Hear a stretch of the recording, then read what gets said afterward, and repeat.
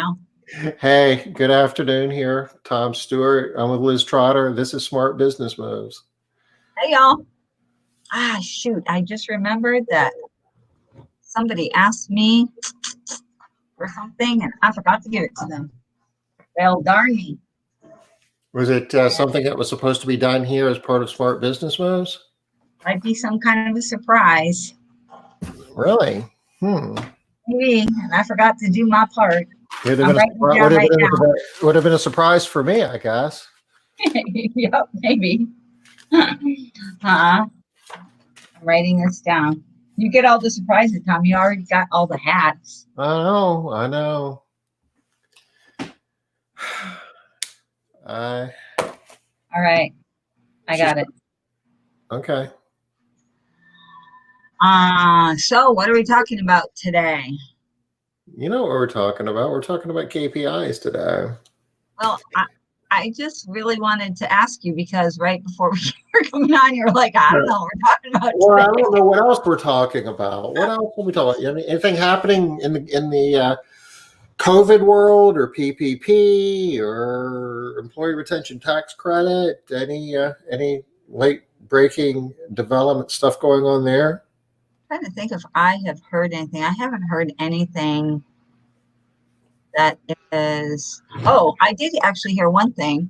I was advised to go in and anybody that's had COVID to go in and get a blood test and something else. Let me see what it was. Because of the blood clots that are popping up. Mm-hmm. We're going to go in and get your lungs checked, have a lungs x-ray, and get blood work done. Okay. Okay. Well, that's. Are you making, so that's what they're advising people who've had COVID. Yeah, exactly. I guess that's good advice. Yeah, there's all kinds of unintended consequences after getting through the initial bout that can pop up, strokes and things like that. Just weird stuff. And definitely there are lingering, what am I trying to say? Things wrong. There are lingering things happening, right? That hurt and cause trouble afterwards. So that are minor in comparison, but symptoms. Oh, that's the word. Symptoms. There you go. Sometimes it seems like English is not my first language, but it actually is. It's as good as it gets, isn't it? That's it. You know a little bit of Korean, though. I know a little Korean. I know a little French. I know a little German. I know a modicum of Spanish. So I actually think that might mess me up. All these like disparate languages out there. Is that why English is such a struggle? Because you've got so many other things floating around. That's right. It's like, what is that word? No, that's not the English word for it. I'm going to go with that, Tom. That's what I'm going with. Debbie's asking a question here that we might be able to help her with. She wants to know when can you ask for your PPP loan to be forgiven?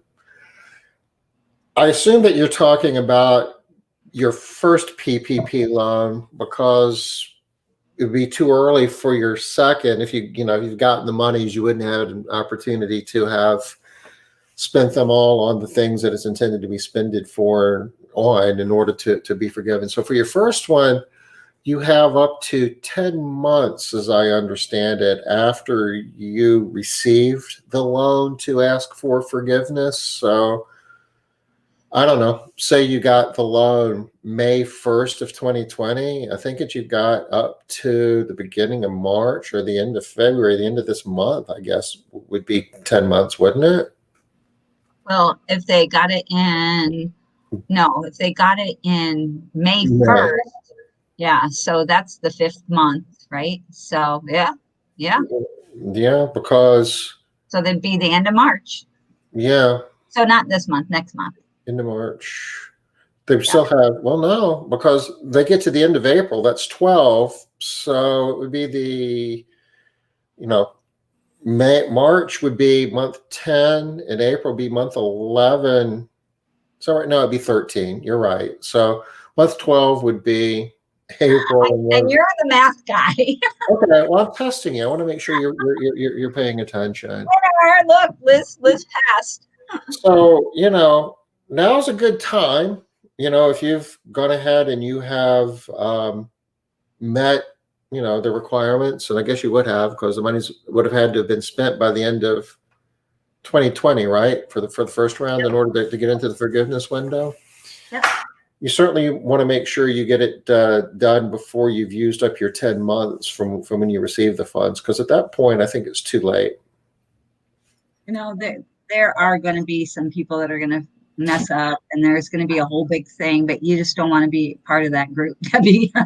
just do it within the 10 months and save yourself a bunch of grief and hassle. They were recommending, as soon as maybe a month ago, to wait just a little bit longer until the new president was put in place and end of the year came, see what else was coming along. But the information that we're hearing now is, yeah, it's okay. There aren't going to be a whole lot more benefits coming down the pipe here. They got that nice short form, so yeah. If you received less than 150,000, I understand it's really a breeze to fill out. Yeah, which is awesome. Yay! Write this down.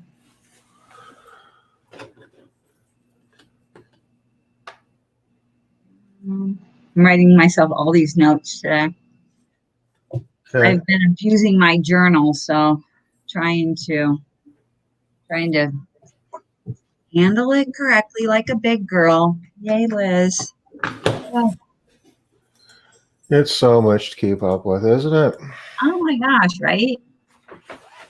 Somebody was recommending to me, because I like to read a lot, and sometimes I struggle finding different things that I want. They said, yeah, you should get into podcasts and start listening to podcasts. And I just started to look at, like, yeah, that's a good idea.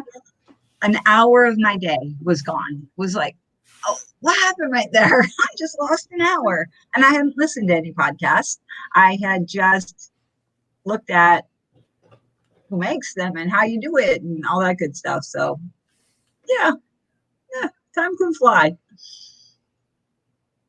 You want to get to work? I do. Okay, let's do that. We're doing it fast today. We're getting to work at 2:08, Tom, or 5:08 in your world. I'm proud of us. Well, we got a lot of work to do. We're talking about improving productivity, and the productivity, again, being defined as allowed time divided by actual time.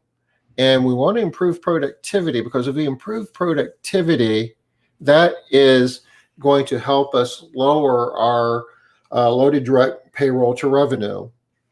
And we want to lower that. Robin's sucking up over here, Tom. KPIs are fine. Yes. He's kissing up. Good job, Robin. I don't know if you're on yesterday, Robin, but Tom did show that he posted the timelines for retention. We posted it specifically for you. He forgot to tell anybody that he did. It was out there for a week and I forgot about it. But if you go to Cleaning Business Today / smart SMB resources, here, I'll drop the link in chat. You go to that link, this first one here, you can click on it and you'll download that document that Liz had with the reasons that people leave. Oh, Denise slipped right in there between your little links there. Hey, Denise.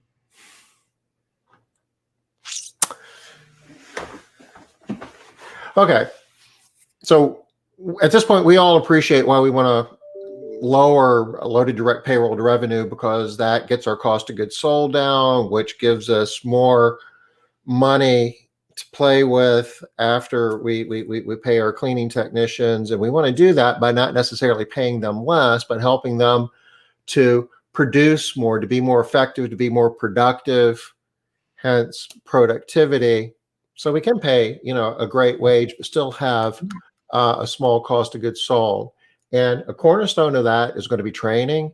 We talked about training in terms of, you got to look at somebody's talent level as well as their skill level. And talent is kind of the God-given, attributes that they came to the job with, how fast they are, how strong they are, things that arguably you really don't have I guess you can even improve talent, but that's a heavier lift. And as an employer, that's usually outside of our realm of jurisdiction. But the skill part, in terms of being able to use the talent you have in a way to get the most out of it. And Liz, you had an example of that yesterday with a technician who was relatively slow. And So slow, Tom. yeah. Not relatively slow, so slow, slow. But Rachel. how did she learn to, clean at a reasonable rate where her productivity was at least acceptable? Yeah, her productivity ended up being over 100%. And she used some basic systems. She learned how to do things. Well, methods is actually what you have on here, Tom. She learned methods for increasing her speed while still moving her body very slowly. So she never did really speed up her body intentionally. She never felt like she was going fast or speeding up, but just the repetition of doing these new processes and cleaning in these different ways. South Africa? Doing them repetitively, she automatically got faster, but she still always maintained a very, very steady, calm demeanor when she cleaned. And she appeared to be cleaning very, very slowly. She wasn't, but she appeared to be cleaning very slowly. She was just exceptional at doing things like when you would wipe something in a hand width, and your next one, a lot of times people just keep going over things, and wiping. She was just exceptional at one hand width, and then over, up an entire hand width, over, down an entire hand width. She used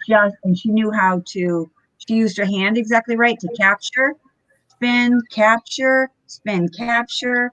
So she really she perfected cleaning technique, the hand movements, and also the foot movements. She focused a lot on not moving her feet. Again, she didn't want to move a lot, and so she didn't.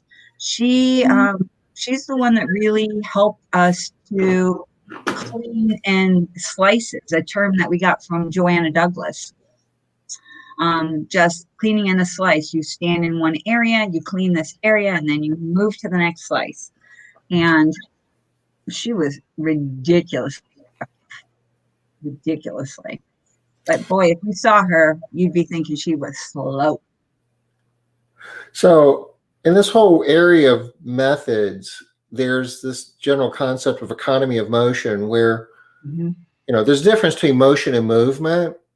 It's like, there's sayings, things like, the shortest, distance between 2 points is a straight line, that you want to be teaching techniques that allow your cleaning professionals to get as much movement with as less motion as possible. And there's, I guess. So explain that, Tom. What do you mean by that? How do you get the most movement with as little motion as possible? Because I think a lot of people confuse those two words. Right.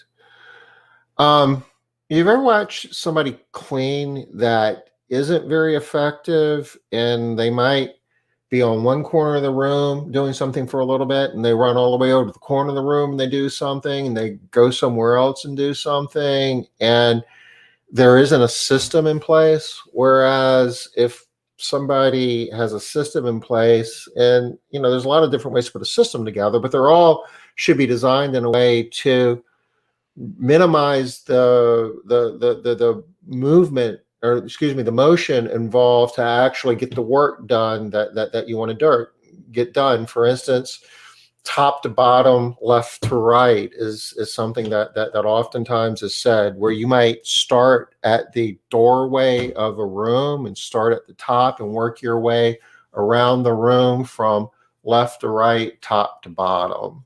Back to front. Yeah. Yep. And Yep. the thinking between top to bottom is you got this thing called gravity, that if you start at the bottom and work your way to the top, then if you're knocking dirt down, then the stuff at the bottom that you already cleaned might get dirty again. I don't know, Liz. Do you buy that? I do, Tom, especially with um, maybe areas that have not been cleaned as often as like recurring cleaning, as often as we might be cleaning in our businesses. So I think a lot of people have seen that with first time in cleanings, or with homes that have just really gotten like single cleanings where there's a lot of buildup. Even when you are really working hard to capture all of the dirt and dust, a lot of it still does go into the air and then settles. And then as it settles, you begin to see, I'm sure most of you have been in a situation where you have seen that thing cleaned, or you've cleaned it yourself, you know it was done. The customer calls and says it's dirty, doesn't even look like it's been dusted. You look at it yourself and you're like, what the heck? It is dusty. I'm the one that cleaned it. So that absolutely can happen. The dust, etc., can get into the air and it does settle. So the smarter move for me is start at the top, work your way down. What's this? Thurblick? You ever heard of the word? No, is this what it is? I mean, come on, Liz. You have I don't to. know. I swear, not in any language, Tom. Okay. I swear that this This is not me. No. this isn't the first time that we've talked about, maybe on Smart Business Moves, but well, I don't know. We don't really do this in foundations, do we? So No. maybe Well, this maybe is we the first should. time. Okay. You ever see the movie Cheaper by the Dozen? Frank and Lillian Gilbreth? Yes. Okay. And they're kind of like efficiency freaks trying Yep. to. They have all Okay. those kids. Yep. Well, I mean, I don't know. The movie's based on real people. There really is a Frank and Lillian, or was a Frank and Lillian Gilbreth. Okay. And Wow. one of the things that they came up with is therabligs. And there's basically, they're the basic motion elements. And any work that's done is done with a combination of these motions or these activities: search, find, select, grasp, hold, transport, loaded, transport, empty. Kind of get the point that Yeah. any work activity can be defined by putting these together in various combinations of what's being done. And I'll drop this link That's in chat interesting. if anybody wants to know more about therabligs. I'm totally wanting to look at this and check it out a little bit more. And out of those therabligs, they define some of them as effective, that actually are, necessary in order to do work. And work, in our case, is clean something. And they've identified some of them that are ineffective. And it doesn't necessarily mean that you don't have them at all, that that they're going to be completely eliminated. Mhm. But these are the basic motion elements that you really want to focus on and figure out how many of them can you eliminate and how many of them can you reduce, because they really aren't getting you the outcome that you're looking for. They represent potential wasted time. Okay. This makes sense to me. I like it. So, like, one of them here is search. If you're doing something, you have to search for something, where's my, whatever, Anything. you're wasting time. Absolutely.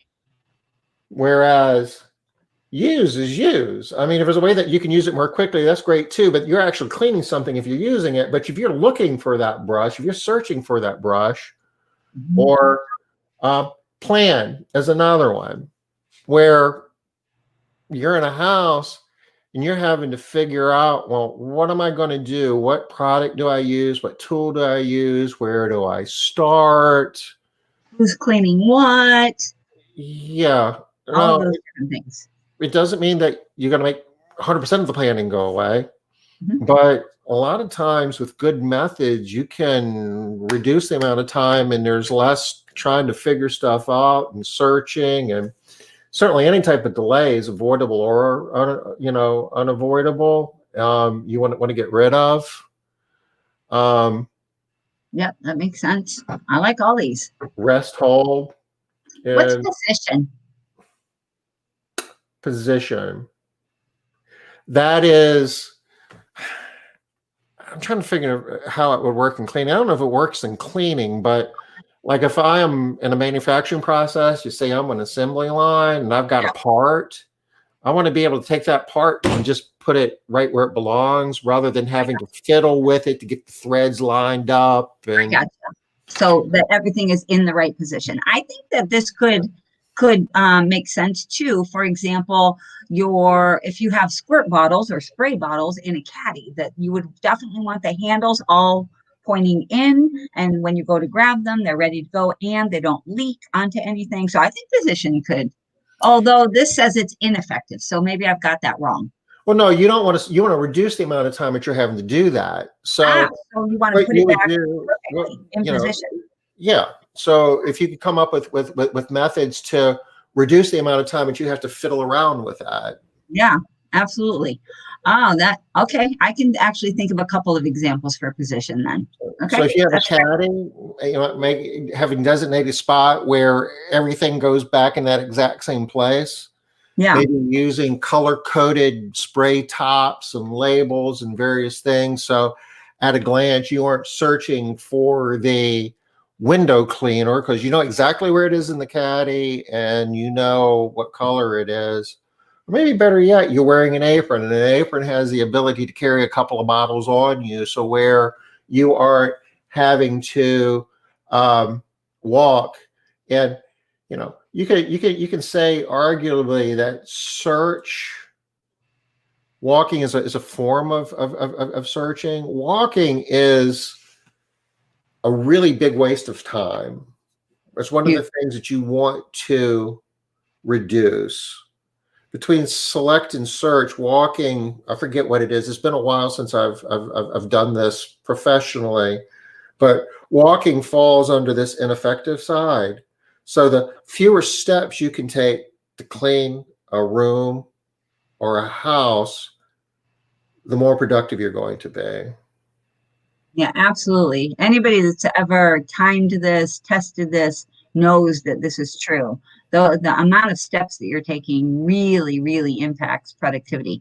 It's interesting that they have inspect on here. I understand why it's on there, but it's interesting because I think that a lot of people would not think of it as being ineffective, right? They might be thinking of it in a different way. Well, if you're having the less time you have to spend inspecting, the more productive you're going to be. Yeah, do it right the first time so Yeah, that no inspection is needed. Yeah, it absolutely. it doesn't mean that it has to go, that it should go away completely. But if you've got a really bad process where you're having to inspect, and again, if you go back to like a manufacturing process where there's multiple steps on an assembly line, if you're having to do like heavy inspections on every point, you've got some pretty serious quality issues if that's necessary. And I would say that that's true in our business as well. If you find inspections a necessary part of the process to be able to maintain the quality levels that you need, that there's probably some other stuff that you can do instead that's not ineffective or less ineffective, more effective. What more do we want to say about training? I mean, the whole verbally thing is cool in the methods, but there's so much. I mean, there's so much more there than just the methods part of the training. Well, so I guess part of the training and increasing productivity should be talking a little bit about repetition, maybe, um, and just the practice that people get, so that they have more time to do the stuff that needs to be done. Because repetition does speed things up. What do you got going on there, Tom? Green and Um, red numbers. yeah, I'm trying to get my desktop organized. Oh, So when you say repetition, just the general practice, it's like practicing any activity. You yeah, can yeah, learn to build your speed up. yeah. The more you do it, the faster you get. It's why they don't recommend that you. Oh gosh, brain is struggling. Language skills are lacking today. uh, why you don't jump from thing to thing to thing and instead do one activity, because the more you do it in a row without a break, then the faster you will get at it. So they really recommend that you not, a lot of people think that they're really good at jumping from task to task to task and back again and being able to do that. But there are a lot of studies that show that's nowhere near as productive. It takes time for your brain to shift. It takes time for your body to shift. It takes time for everything to shift. So that the repetition, I think, is really, really important. And something that goes along with the training, Mhm. I mean, the technician is part of the whole productivity answer, if you will, but the tools you provide your technician Oh, and the cleaning products, the cleaning agents you use, all of those are part of the equation as well. absolutely. I can be a really excellent cleaning technician, but if I've got really crappy tools and really lousy cleaning agents, I'm not going to be nearly as productive, right? Absolutely. Yep.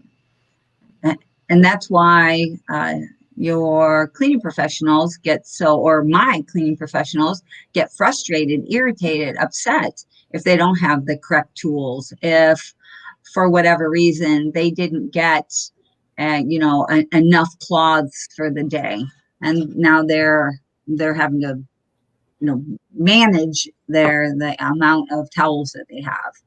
So tools are a really big deal. Uh, all of it, and the supplies, the equipment for productivity. Absolutely. I'm thinking of so many things. Like my brain's like da, da, da, da, so fast that I have a hard time talking. Like long cords on your vacuum cleaner, and spray bottles that actually spray, or squirt bottles that are even faster than spray bottles, or just so many different things. Yeah, aprons, long cords. I can tell you, I mean, there's a lot of material out here on this, and the whole idea of like speed cleaning. Jeff Campbell wrote the book on it. Debbie partnered with him a number of years ago, and Debbie's carrying it on, and she still promotes speed cleaning. Speed cleaning's got a lot of the principles we're talking about here. In terms of reducing steps and wearing aprons and using long cords. And I guess we learned the other day that Jeff Campbell was an industrial engineer. I guess I Yeah, kind of knew that, but I think that certainly makes sense, and that's awesome. Sharon Tinberg is another person that really does a good job with training technicians how to be productive. very good. She puts a ton of focus on that whole idea, and just stays at it. And that's really why she's such a large proponent of aprons, not because she thinks people look good in aprons, not because she wants it done her way, but because it is so much more productive. Um, there's Squirt bottles versus spray bottles, that's a huge one too. That's also great for to reduce repetitive injury. The actual wipers or towels you use, and I'm not going to say rags because we don't clean with rags. Thank you, Tom.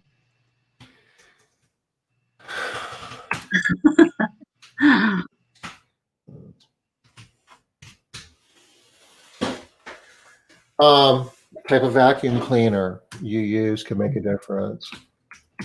How does that matter, Tom? Aren't all vacuum cleaners, don't they all pretty much do the same kind of job?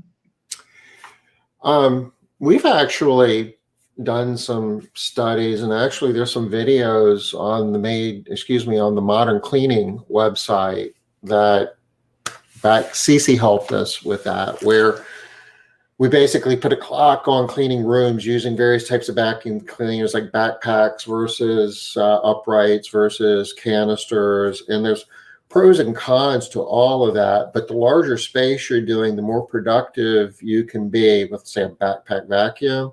Mm-hmm. But then it starts getting into all kinds of nuances in terms of how big the power head is, for instance. Is it a 12-inch versus a 14-inch? Yep. Here's a resource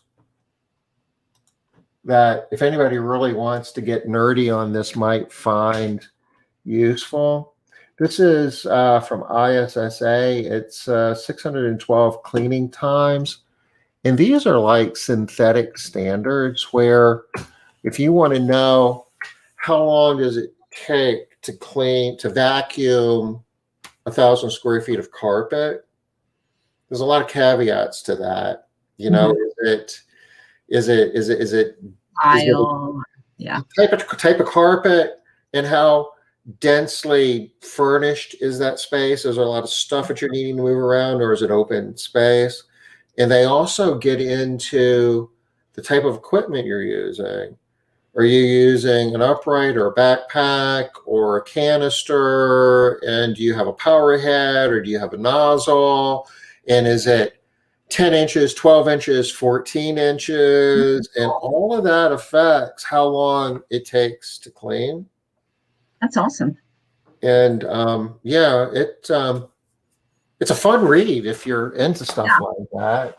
It does sound fun to me. Gosh, look at this, Robin, more fun right here. and you know what? I haven't looked at this in a while. I've got this, and it's I guess they still do it is it a download or is it a DVD? I have it on a disc, on a DVD. Oh, it's in a booklet. Open. Order your copy of the Times. Yeah. And you see where it says it used to be 540 times, but now it's 612. Nice. They're and the adding version to I it. have is 400 and some. So they keep adding to it. So now you have your nighttime reading there, Tom. Yeah, I've got to upgrade. You got a couple hundred times to check out. Robin was saying that he uses speed cleaning method as well. I really think that using the speed cleaning method, even if you don't use all of it, you need to use some of the basic tenets from the speed cleaning method. Yeah. Because it is just so commonsensical and so helpful for helping people to be more productive. Yeah. And actually, I guess that's a piece of it as well. When you want people to be more productive, you can't make them more productive. You can help them to be more productive by providing the correct training, tools, equipment, and the correct mindset. But if they don't want to be productive, there isn't a lot that you can do except provide the great stuff and give them the right mindset. And then there you go. I want to talk about the towels and the wipers just for a minute, though, because it makes a difference. We've done a lot of studies with this too, and not all microfiber is the same.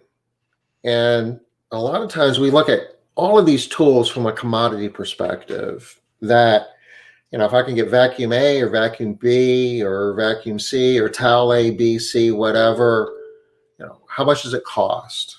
What is my upfront cost in terms of what am I going to have to reach in my pocket and pay for it? And for just about every tool that's up here, that's not the real cost you need to be worried about. The real cost is how long is it going to take my cleaning professionals to get the job done using this tool? Because some towels clean better than others.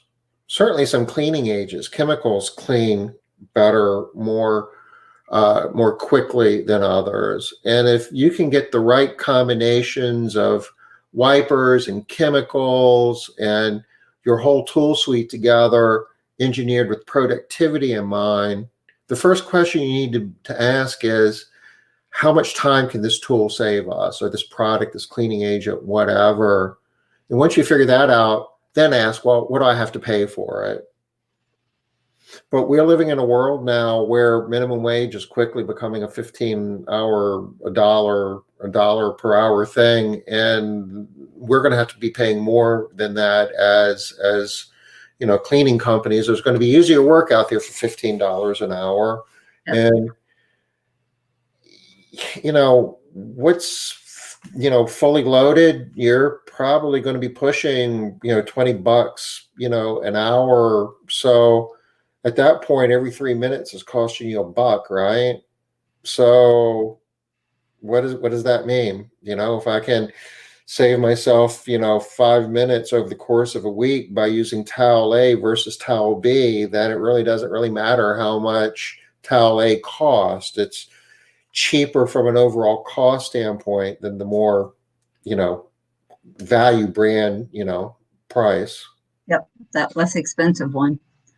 Using the client's vacuums, we use a Shark and be bagless, upright, light for clean, professional use, and effective. A lot of people love the different Shark models. They're very, very popular. So, and somebody drug me down a rabbit hole today, and we wound up looking at those. There's a bazillion Shark vacuums out there, aren't there? Yes, there are so many different models. There are probably 5 or 6 really popular ones for our industry, though, that I've heard over and over again. Color coding towel system. Yep, that's good too. Color coding towel system absolutely can improve productivity. Yep. There are just so many things that you can do in training, especially and in your systems to improve productivity. Yeah. So, but it's microfiber is kind of the norm now. Liz, I don't know if you can remember back that far when microfiber wasn't even a thing. Everybody cleaned with something cotton, right? Cotton, absolutely. And there, a lot of people still to this day don't like microfiber because once it stops working real well, it feels like it pushes the dirt around it, and it does unless it's wet, right? So you've got to have high quality microfiber. And so if you're buying low quality microfiber, you're finding that it's not working for really, really quickly. It seems like, this stuff just doesn't work. And so there are quite a few companies still that are cleaning with Huck towels, or what did I hear the other day? I heard another something. Maybe it was cheesecloth, but cotton, because they don't feel that microfiber works. And the problem with microfiber is, again, got to have high quality microfiber, or it does break down too quickly, and then it doesn't do its job. Some good sources for microfibers. Good sources for microfibers, Tom. Microfiber wholesale, and there's a couple of advertisers that are in cleaning business today. Microfiber wholesale is one of them, and there's another one as well. Microfiber direct, maybe. Kick around cleaning business today. You can see some links there. There's another company out of Chicago called Perfect Clean that they make a really quality product as well. Again, I would encourage us for this equipment not to be thinking this is commodity purchase. Oftentimes we do. It's like, when I'm buying gasoline, I'll go across the street to get, gas, 2 cents, a gallon cheaper, because that is a commodity. My car doesn't know the difference, but don't be buying these tools based on price. Buy them based on performance. And once you figure out what performs the best, then ask how much does it cost. Thanks, Amelia. Direct mop sales. That's another one, Robin. They Yeah. have good microfiber. Yeah, I think you can find them on Cleaning Business Yeah, today. you can. You can. Let's try to move on a little bit. Is there anything more that we want to say about equipment? I guess the only other thing that I have to say is any piece of equipment, any tool that you have, any supplies that you have, all should be looked at under this microscope of productivity. So, can I be more productive with this thing than another thing? So, because if you can, it's going to cost you less in the long run. If you can be more productive, you will be saving money in the long run. Let's talk about performance pay. And there's two primary ways. I guess there's three. I'll just go ahead and list them. We all know about commission, or sometimes that's called fee split. Or what's the other one? Job ticket hour. Or yeah, job ticket hour is a second one. Or which is basically being paid based on we'll go back and explain what all these are. Yeah, a lot of times. And got a third called split hourly. Then you are going to have to add bonus. Okay. You can do that. That would count. Yep. That would definitely count. If you guys know of another method of performance pay, another type of performance pay, drop it in comments for me. These are the four that immediately pop up for me. All right. So let's kind of do these out of order. Okay. Split hourly is a type of pay where when your cleaning technicians are punched into a job or are on a job, actually cleaning a home, they're being paid a hourly rate that's higher than the hourly rate they would get when they are between jobs, like driving between jobs. So an example of this might be you might pay your technicians $12 an hour when they're actually clocked into a job cleaning it, and $8 an hour when they're driving from job to job.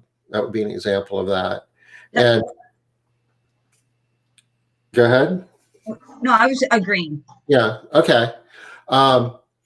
It's a performance pay. It has more. That particular type of pay has more effect on efficiency than it does productivity. And we haven't gotten to efficiency yet, so we'll cover that tomorrow. But just so you know, that's part of the consideration. Let's talk about bonus for a minute. How are bonuses used, Liz, to encourage people to be more productive? So a lot of times our companies will give bonuses for people who meet time goals or meet whatever time frames they're supposed to be cleaning in. So they'll get additional pay per hour, or they'll get a bonus at the end of the month or at the end of the week or whatever. They'll get paid more when they are more productive. So they'll just get paid more money. So sort of the idea of like that you shared yesterday, Tom, if you have a more productive employee, you can afford to pay them more. And so that's how this bonus system will work with people. I've seen people do that with like the one, I'll mention Kathy Gage. I don't know if any of you guys know Kathy, but she came up with a lot of innovative things in the area of residential cleaning in terms of how to manage the financial side and manage productivity. She invented the master schedule. If you guys are familiar with that concept of way to put together a calendar to do your easily scheduled like weekly and every other week and every 4 week jobs. But she had a pay system, and I'm doing this from memory. And Liz, if I'm getting this wrong, straighten me out. That her own cleaning technicians were responsible for calculating their revenue per labor hour, and they had a goal. And if they were able to hit that goal, then they would get a bonus. Yep, Does she that sure sound did. familiar? Yep, that's exactly what she did. But Yep. when they hit that goal, then basically their new goal became whatever the higher Oh, number was. So it was constantly driving them to generate more revenue per labor hour, which really is you have to be more productive to do that. yep. And she didn't change the payroll percent to revenue number often. She just kept it out there all the time. You know, we need to be hitting this number. And I don't remember what she was hitting in those days, but it was it, every week, every house, actually, every day Well, they did it.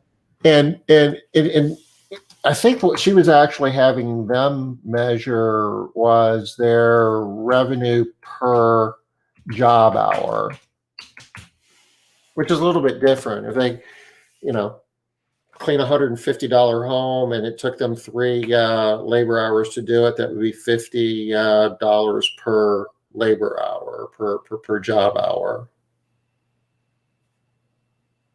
Does that ring a bell?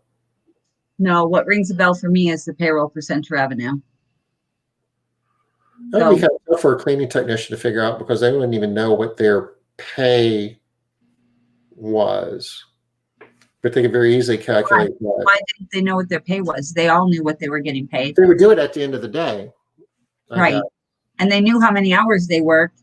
So what I remember is they knew what they got paid. They knew how many hours that they worked. So they had their total pay. And then that's what they used it Mhm. for. There's a direct correlation between revenue per job hour and your loaded direct payroll to revenue. We The saw that yesterday. higher your revenue per job hour is, the lower your loaded direct payroll to revenue is. So you could do it either way, I guess. It's just a function of, what data you have available at the end of the day, and who can, what your employees find more easy to calculate. But they come in every day with a calculator and kind of crunch numbers, right? Yep. At the end of every single day. Yep. That's what they did. And I that's got kind of, that idea from her. and there's a couple other things that we haven't gotten here yet in terms of expectations and accountability. So that kind of fits that model, right? Absolutely. Absolutely. Let's talk about commission pay and job ticket hour. Let's talk about job ticket hour. That's when you pay even a higher hourly rate per the amount of labor hours that you estimate you think it's going to take to clean the house. How you calculate that, I guess, I don't know. Do we care how you would go about figuring out how you'd want to pay? What do you mean, Tom? The question is, well, how much do you pay per hour if you're doing job ticket hour? Do we care at this point, or do we just want to leave it to say that it's a higher hourly rate? I'm thinking everybody on here always wants to know what are the benchmarks, what are the standards, what are the averages. So if you have something, I think that's going to be great. Well, I was kind of pulled into this discussion today too. And if you're doing job ticket hour, don't worry about any of this mess over here. We don't need that. Dink. But say you want to pay $95 an hour, and excuse me, $15 an hour. That's your target rate. Yeah. And say you've got an efficiency, and we haven't gotten to this yet, so this might make more sense tomorrow. And efficiency, if you remember, is being defined as the time Windshield that, time. yeah, the time that we're actually on a job, clocked into a job, divided by our total clock time, which includes is job time plus driving and meeting time or whatever. So when you plug in your efficiency, you're basically taking into account the non-productive time. So if 15 is your target, then the formula is pretty simple. You take what your target is, divide it by your company efficiency, and it gives you the hourly pay that you should do while somebody is, based on the allowed time of the job. Or they're cleaning. Yes.